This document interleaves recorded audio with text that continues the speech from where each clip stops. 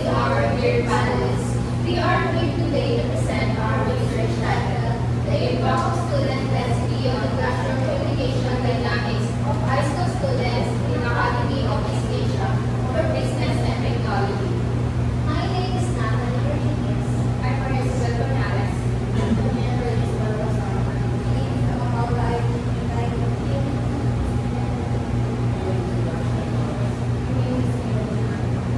So going back to our start with introduction.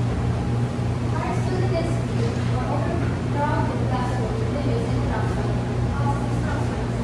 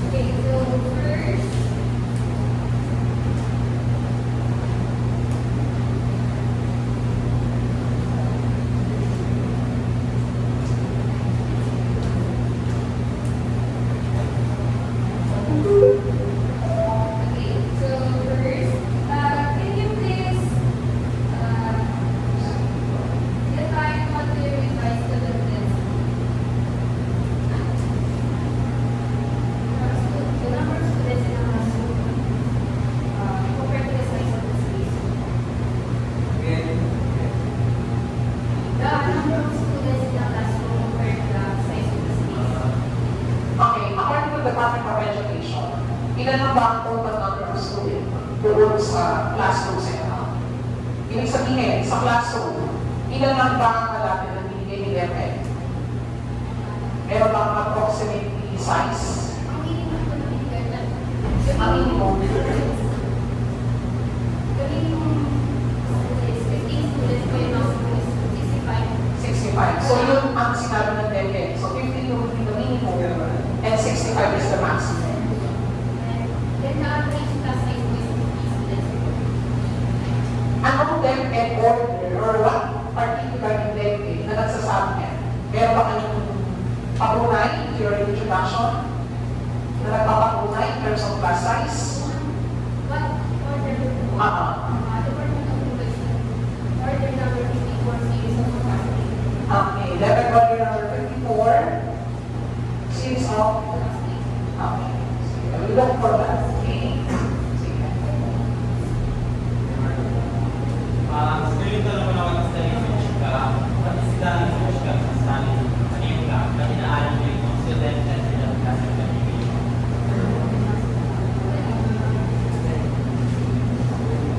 Ano yung ka na nahanap ninyo? Bakit sinayos nyo na pag-aralan itong research na ito?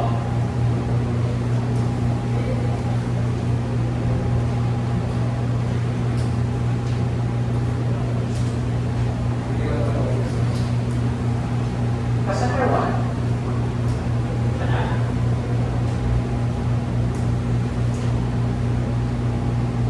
Sa research background, research hub, Lahat ng kayo contribute sa research. Yes. Ano po, yung local skills studies, density, communication, in private setting, in the Philippines.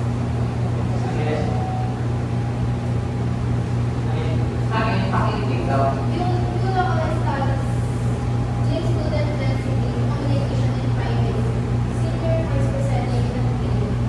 Okay, para maniwala kami sa study, pili mo study, nilabasa ko yung sinasabi niyo sa reference. Yung study, katulad ng study ko dito. May pag-igalan sa ibang research, may sa recommendation nila, kaya ilalan ko, kaya ang study. If we're going to go on study, mostly po, mostly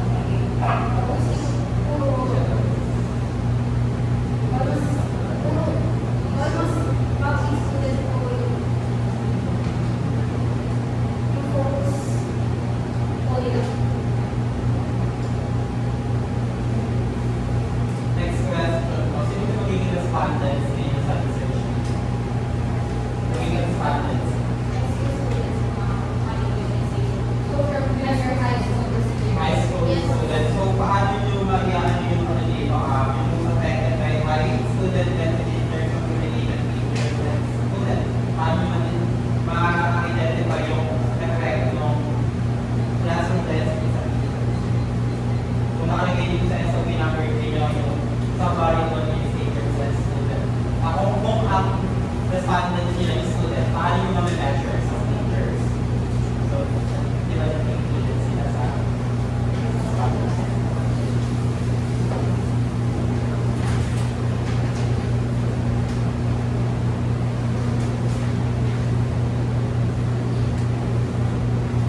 Yun po po namin ma-measure.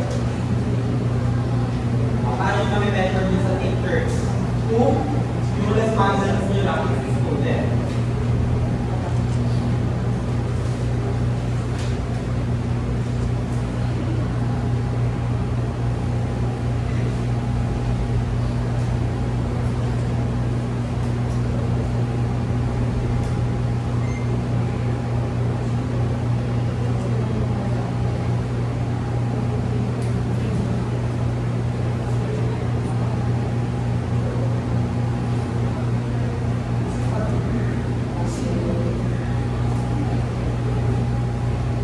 Kasi ang SOP number 3 yung ang tanong kasi kung ibig sabihin particular to. Sino?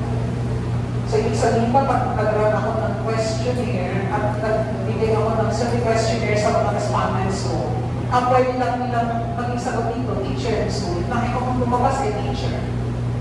How would you defend that? Eh, ang topic is all about the student density. Diba? So, paano siya?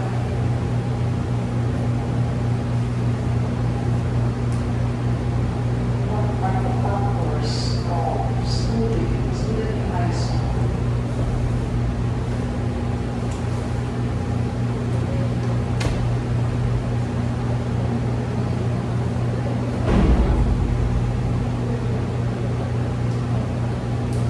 Yes. So, paano ninyo i-correlate yung, kasi bilang yung tanong niya is who. So, ibig sabihin sino? Ibig sabihin, dapat nag-apply ng questionnaire. Ang magiging sagot lang ng mga bata would be teacher and student. Ibig sabihin, silang dalawa lang ba? Yung possible answer doon sa tanong nyo, if you are going to run the survey questionnaire, silang dalawa lang? Teacher and students?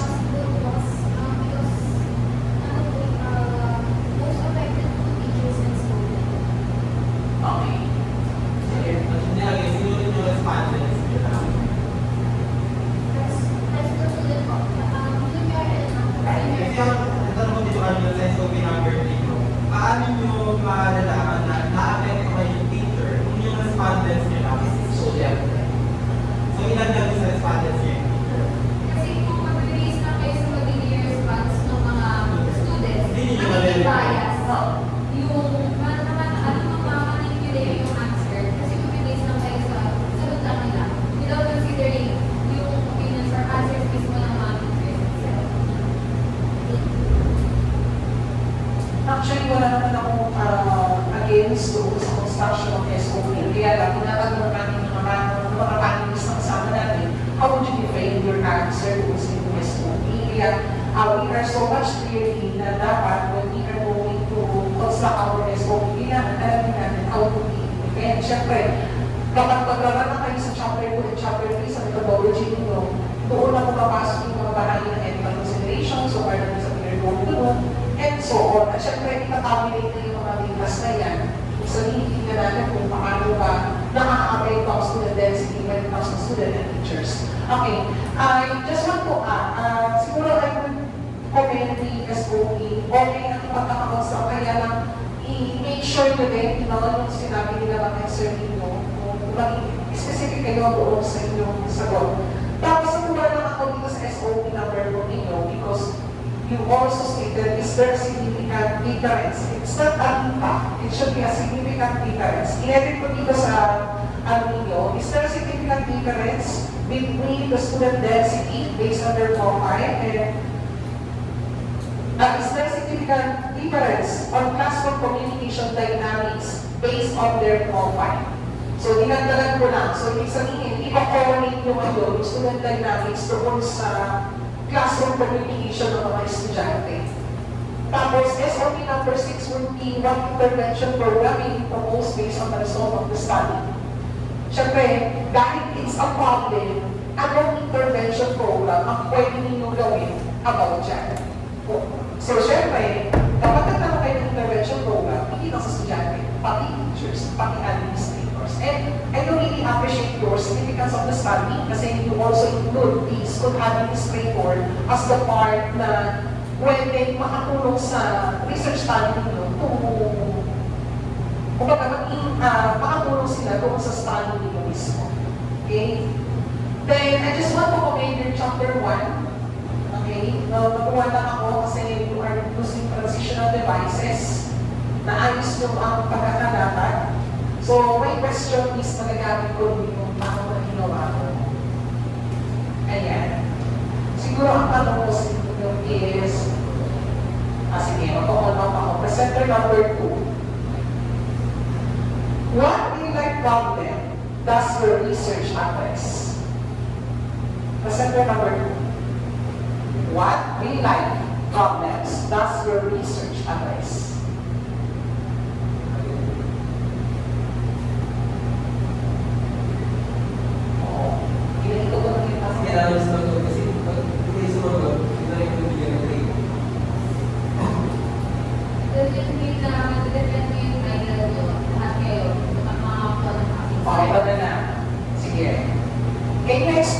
how your study contributes to solving the identified problem. Can you explain how your study contributes to solving the identified problem? O paano yun? Paano makakatulong ang study ninyo para ma-resolve yung mga problems na yan? Presenter number 2. Sige, babalik ka na ito. Presenter number 3. Ano? Makakatulong ang study ninyo. How?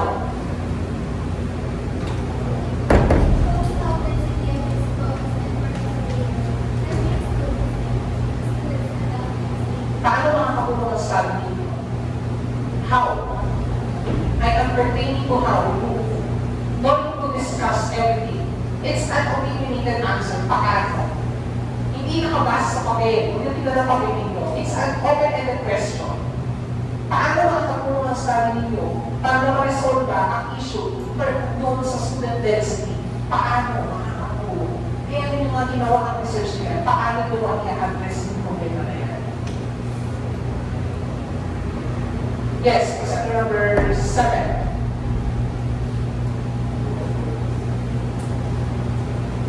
Presenter number 6. Paano makakatulong ang study ninyo na ma-resolve ang mga problema? Identify issues. Paano makakatulong ang study ninyo?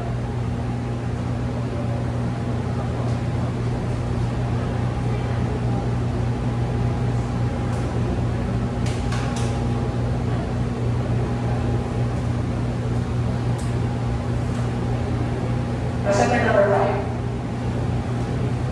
Paano makakatulong ang study ninyo na ma-resolve ang problema doon sa student density? Siyempre, may isip pa kayo possible conclusion. Yes. It shows how density affects focus and participation. Helping students adopt and stay engaged. Adopt and stay engaged. Paano? Paano i-engage ang estudyante? What particular? Paano? Paano yung sagot mo? Engage. Kaya naman, paano? Improve teachers and student relationship. Improve? Teachers and student relationship. Paano? How? Another example. Aside from communication. Sige, yan. Matalas na yung mga sagot. Huwag nyo kasama pinipitin. Kasi yung depende, ibabalik ko sa inyo. Paano? Participation. Participation through? Participation and so everyone for Sige.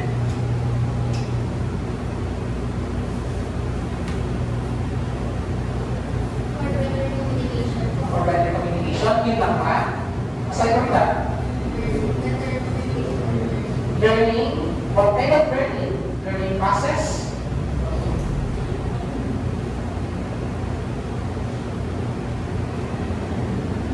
Learning environment?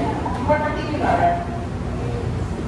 Kasi na-appreciate ko yung topic niyo, kaya nagpo ako nagpapilitin sa inyo. Kasi gusto ko magdating sa inyo yung magiging possible answer. Siguro yung learning environment. Learning environment. Okay. Sige. Dito yun. Sir Robin, Sa akin, ano lang, yung dito pala sa student relationship, kasi nakalagay at least 100 respondents, students, students. Dapat specific, kung 100, para at least pala specific tayo. So yung 100 na yun, how are you planning to get those 100 respondents?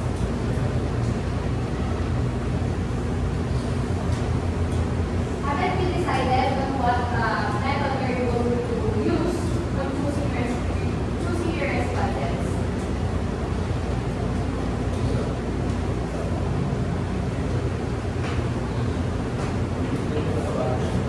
Paano kayo nagpapakita na magiging respondents?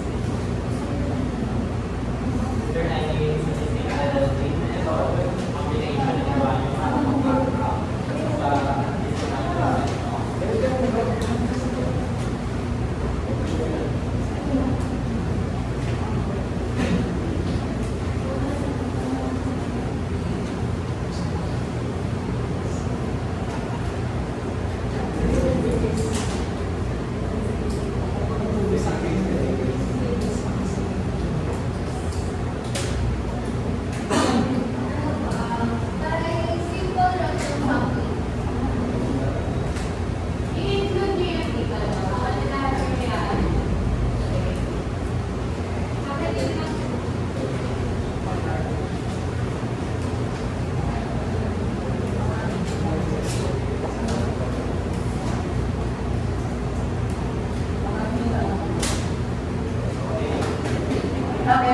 the decision of the panel members.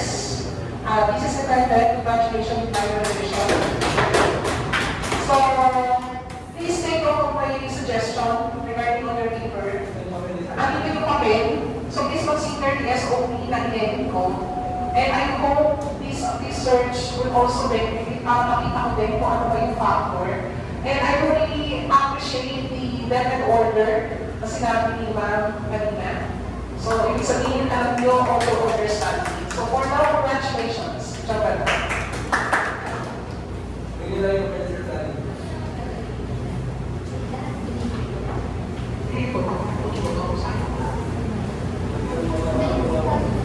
Ayun mo pala. Sige na, congratulations.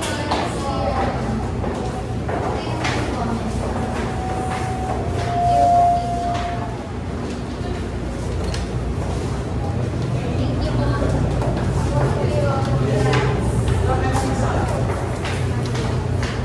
Wala ko Christian. Pero sa writing, makakasuwi. Para taksabi.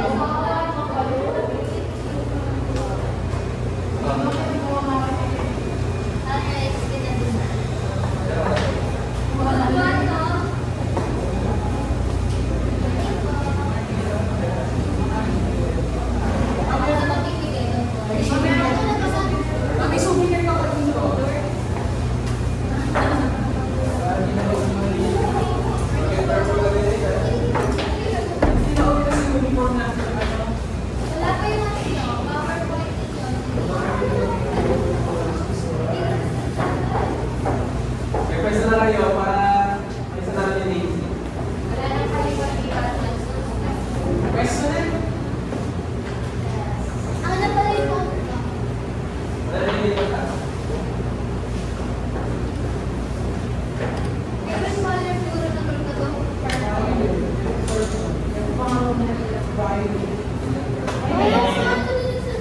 Kaya ko bang i-press na lang ako? Kasi naman natin video birthday na. Video birthday na.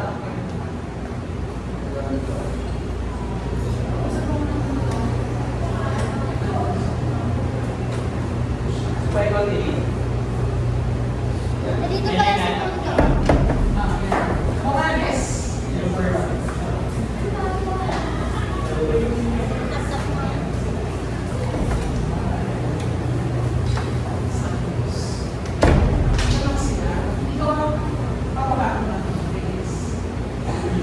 Sige yung papunan. Pwede sa punto.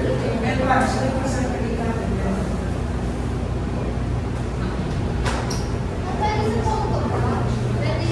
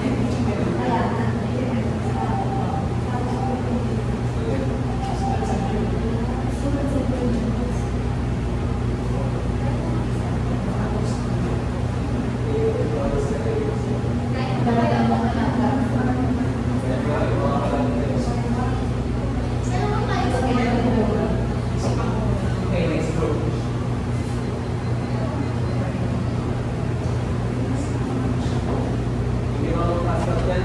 Bastos.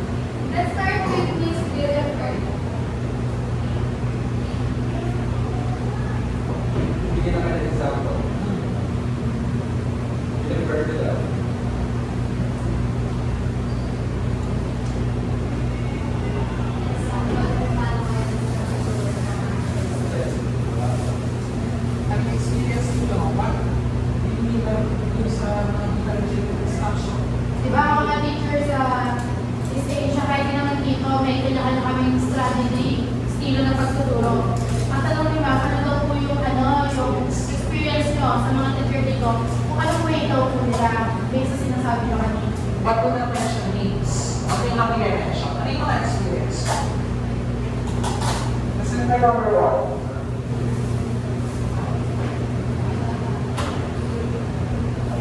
Presenter number 2. Can you share your experience? All students have their own learning capacity. So, as a student, As ang tinatanong, teachers. Ano yung mga na-experience niyo sa teacher pagdating sa differential instruction? Kasi ang sabi din ng ari kanina, syempre kami mga teacher kami, may iba kami estilo sa pagtuturo. Ang kailangan namin malaman, ano ang na-experience ninyo?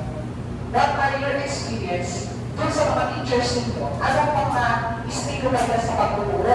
They are just keep on, example na, they are just keep giving you a task, basta may report lang kayo, reporting slide. So, gano'n. Isang example ng estilo na pagtuturo sa project. Kayo, ano yung na-experience nyo?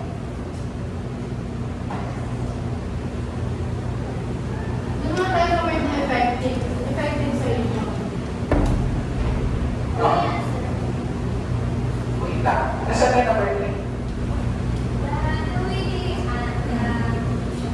the way they given short quiz after discussion. Okay, short is after discussion. Next, nasa number 4.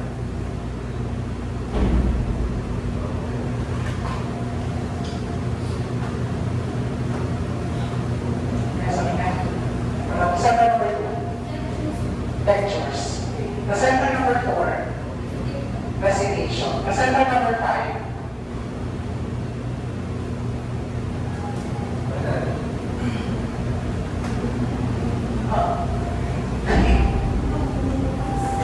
the center number 5. The center number 6, aside from lectures, demonstration. Ano pa mga 1, 2, 3, 4, 5, 6. The center number 7. What kind of specific activity?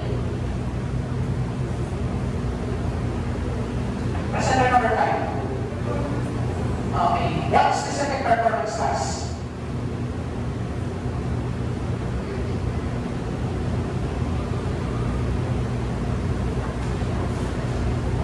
The center number 4.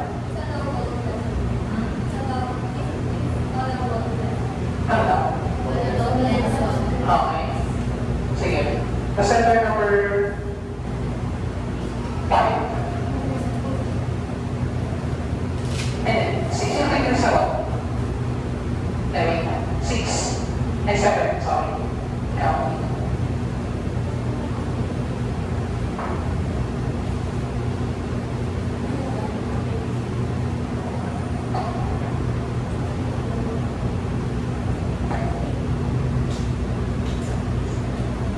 center number 7.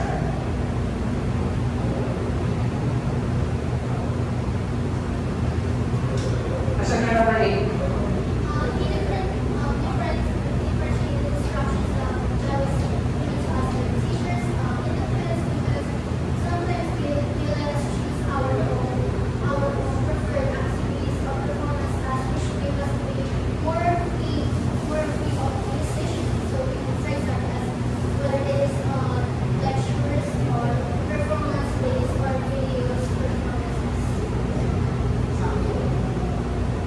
Okay, since we also discuss about the teaching methods of your teachers in our institution, ano yung nakikita niyong problema doon sa kanilang estilo ng pagtuturo?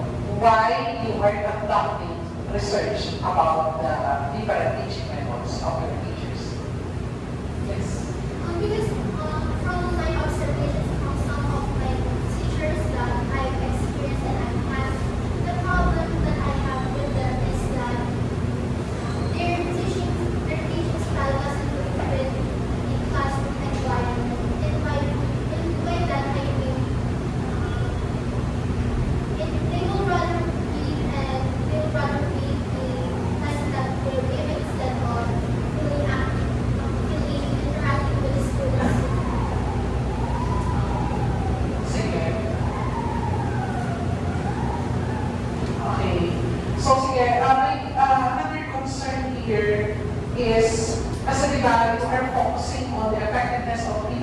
teaching methods towards the students. Kaya lang kasi, bakit na ipasok ang artificial intelligence tungkol sa bahagi ng inyong introduction? Yes. We decided to use generative AI as an example or as a comparison to students because some students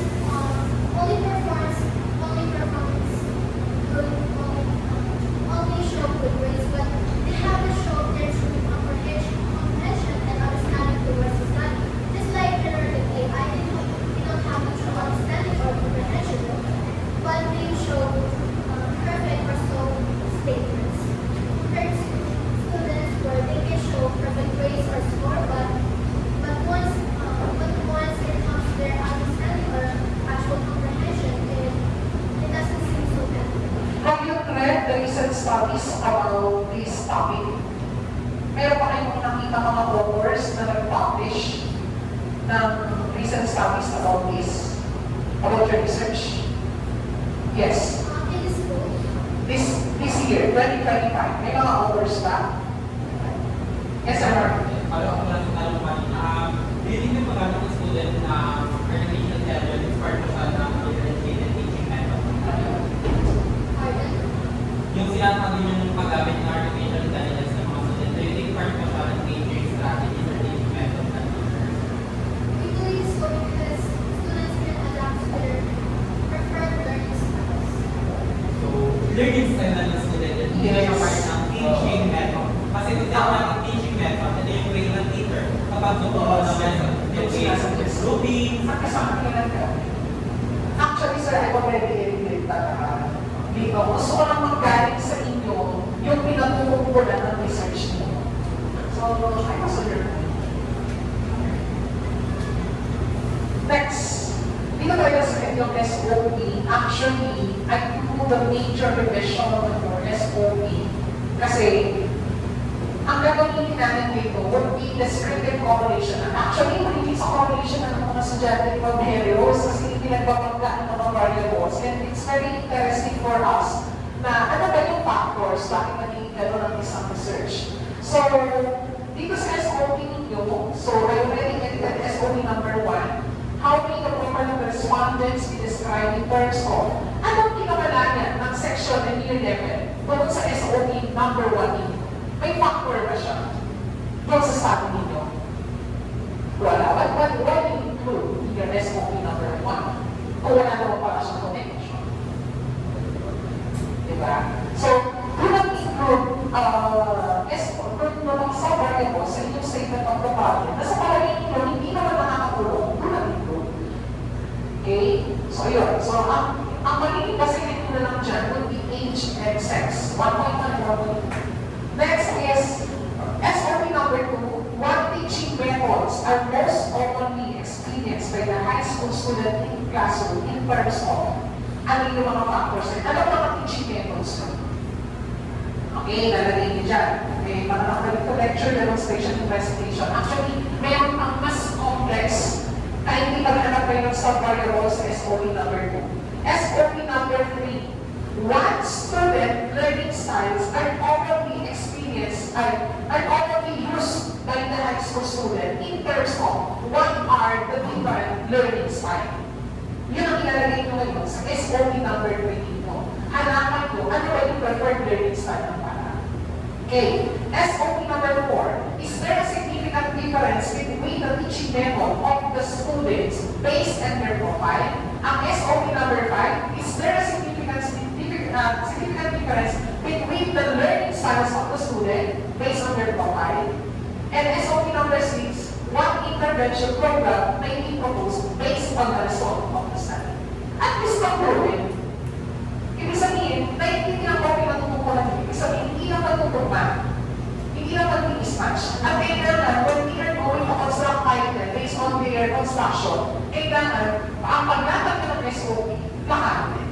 So I hope my suggestion will also apply doon sa inyong research.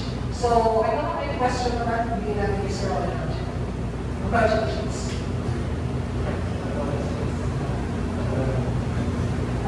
It's okay on the road. Suggest ko lang instead na ilagay nyo na statement of number